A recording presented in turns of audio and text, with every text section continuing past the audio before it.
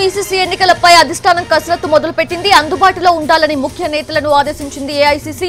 దాంతో మనుగురు పర్యటన రద్దు చేసుకుని డిప్యూటీ సీఎం భట్టి విక్రమార్క ఢిల్లీకి బయలుదేరారు. ప్రెజెంట్ ఢిల్లీ పర్యటనలో ఉన్న సీఎం రేవంత్ రెడ్డి రాత్రి 8 గంటలకు ముఖ్య నేతలతో సమావేశం కానున్నారు. రాష్ట్ర వ్యవహారాల ఇన్ఛార్జ్ దీపాదాస్ మున్షి కూడా హాజరవుతారు. అయితే ఇప్పటికే పీసీసీ చీఫ్ ఆశావహులు ఢిల్లీలో మకాం వేశారు. పార్లమెంట్ లో సోనియా గాంధీని కలిశారు. Working president Mahesh Goud, Madhu Yaskhi Goud.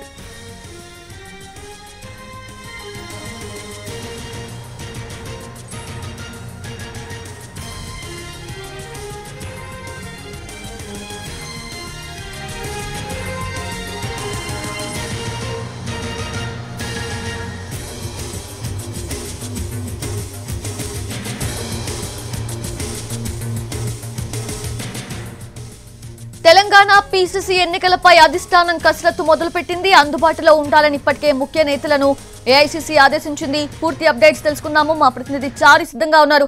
చారి, ఏంటి ఆశావహులు ఇప్పటికే 1000 కళ్ళతో ఎదురు చూస్తున్న సిచ్యువేషన్ నెలకొంది. సో ఏంటి మరి లిస్ట్ ఏమైనా అయిందా? ఎవరి పేర్లు వినిపిస్తున్నాయి టాప్ 5 లో? పీసీసీ చీఫ్ నియామకానికి సంబంధించినటువంటి ప్రక్రియని ఏఐసీసీ ప్రారంభించింది. పీసీసీ చీఫ్ గా రేవంత్ రెడ్డి బాధ్యతలు జూలై 7 వరకు 3 ఏళ్లు తన పదవీ కాలం ముగుస్తున్నటువంటి నేపథ్యంలో ఒకవైపు సీఎం గా కూడా తాను కొనసాగుతున్నారు. ఈ నేపథ్యంలోనే అధిష్టానానికి కూడా కొత్త పీసీసీ చీఫ్ ను నియమించాలని సీఎం ఇటీవలనే సూచించారు. దానికి సంబంధించినటువంటి అంశంలో సీఎం కూడా కొంత స్పష్టతనిచ్చారు. ఈ నేపథ్యంలో జూలై 7వ తేదీలోపు కొత్త కాంగ్రెస్ పార్టీకి కొత్త చీఫ్ ని నియమించాలనేటువంటి ఆలోచనతో ఏఐసీసీ నాయకత్వం ఉంది. దానికి సంబంధించినటువంటి ప్రక్రియను ఈ రోజు ఏఐసీసీ ముఖ్య నాయకులు ప్రారంభించబోతున్నారు. పార్టీకి సంబంధించినటువంటి ముఖ్య నాయకులందరినీ కూడా అందుబాటులో ఉండాలని సూచించారు. రాత్రి 8 గంటలకు ఏఐసీసీ కార్యాలయంలో కానీ కేసీ వేణుగోపాల్ లేదంటే ఖర్గే నివాసంలో ఈ సమావేశం ఉండేటువంటి అవకాశం ఉంది. ఈ సమావేశానికి సీఎం రేవంత్ రెడ్డి, ఏఐసీసీ రాష్ట్ర వ్యవహారాల ఇన్ఛార్జి దీపాదాస్ మున్షితో పాటు డిప్యూటీ సీఎం భట్టి విక్రమార్క కూడా హాజరయ్యేటువంటి అవకాశం ఉంది. ఆయన ఖమ్మం జిల్లా పర్యటనలో ఉన్నారు. మరి కొద్దిసేపటి క్రితమే ఆయన హైదరాబాద్ బయలుదేరారు. 4:30 ఫ్లైట్ కి ఢిల్లీ కూడా భట్టి విక్రమార్క వెళ్తున్నారు.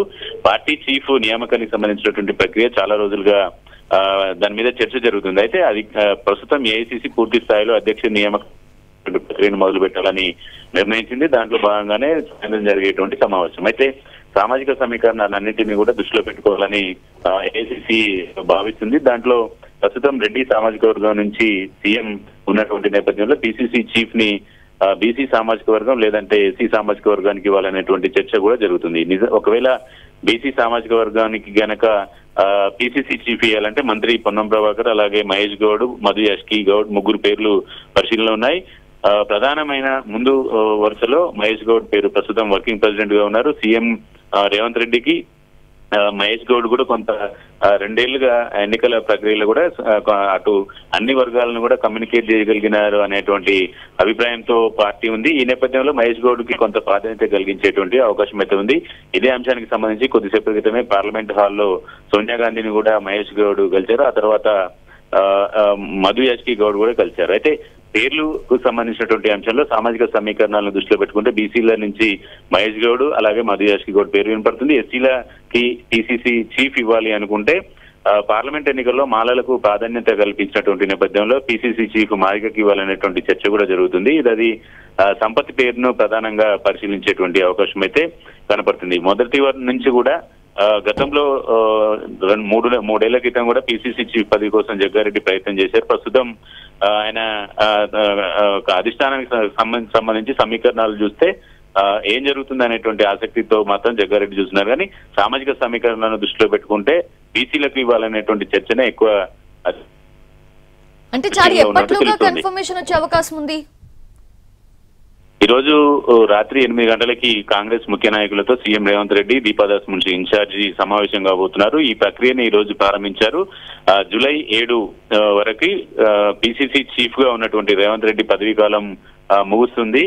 కాబట్టి 7 లోపు ఈ ప్రక్రియని ముగించాలనేటువంటి ఆలోచనతో ఉన్నారు. సీఎం కూడా ఇదే సూచన చేసినట్టు తెలుస్తుంది. తన టర్మ్ 7 వరకు ఉంటుంది కాబట్టి కొత్త చీఫ్ ని అప్పటి వరకు నియమించాలనేటువంటి సూచన చేసినట్టు తెలిసింది. అందుకు అనుగుణంగా ఈ చర్చల్ని కూడా కొనసాగేటువంటి అవకాశం కనపడుతోంది.